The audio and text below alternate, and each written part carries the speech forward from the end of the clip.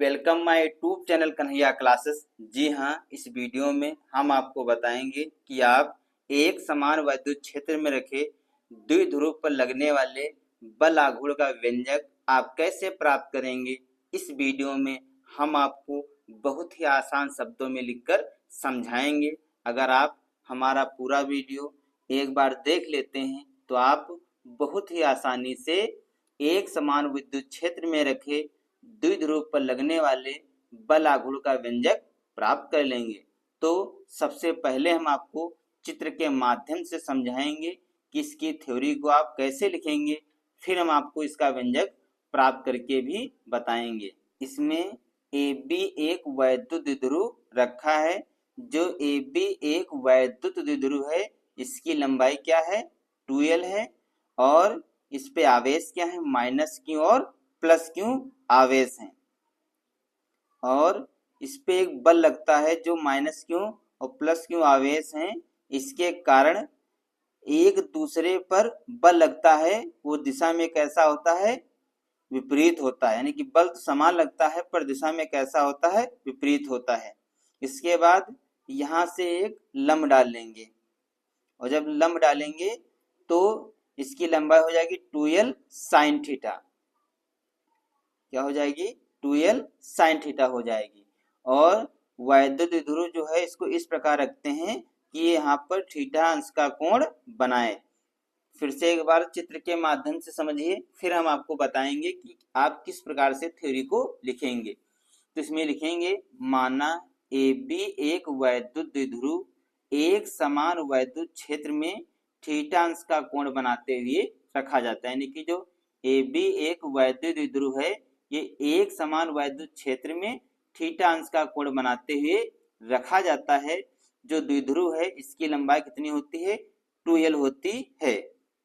वैद्युत क्षेत्र में होने के कारण प्लस क्यू आवेश और माइनस क्यू आवेश पर जो बल है दिशा में कैसा होता है, विपरीत होता है, और बल कैसा लगता है, समान लगता है।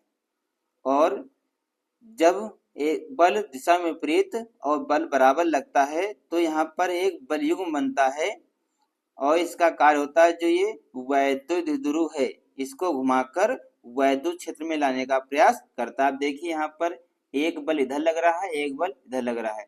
तो जो ये बल है ये इस प्रकार लगता है, जो वैद्युत द्विध्रुव है इसे घुमाकर वैद्युत क्षेत्र में लाने का प्रयास करता है।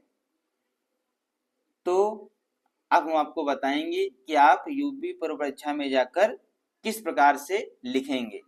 तो इसमें लिखेंगे, माना एक वैद्युत द्विध्रुव AB एक समान वैद्युत क्षेत्र में थीटा कोण पर रखा गया है। द्विध्रुव की लंबाई 2L है।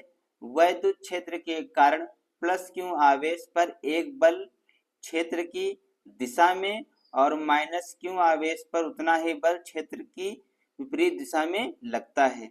दोनों बल एक दूसरे के बराबर, विपरीत तथा समांतर हैं। ये एक बलयुग्म बनाते हैं जो विद्युत द्विध्रुव को घुमाकर क्षेत्र की दिशा में लाने का प्रयत्न करता है। बस आपको थ्योरी इतनी ही लिखनी है। अब हम आपको बताएंगे कि आप जो द्विध्रुव पर लगने वाला बल आघूर्ण का व्यंजक है वो आप किस प्रकार प्राप्त करेंगे। तो यहाँ पर देखिए एक त्रिभुज बन जाएगा आपका AB, इसे मान लेते हैं C। तो ABC इसमें लगा देंगे हम साइन थीटा बराबर, क्या लगा देंगे, साइन थीटा बराबर। तो जब आप इसमें त्रिभुज ABC में लगाएंगे साइन थीटा बराबर, तो साइन थीटा बराबर सूत्र होता है लंब बटे कर्ण। क्या होता है, लंब बटे कर्ण। तो चित्र में देखिए इसमें लंब क्या है और कर्ण क्या है। तो लंब हमारा है BC और कर्ण क्या है, AB। तो यही लिखेंगे हम, साइन थीटा बराबर BC बटे AB।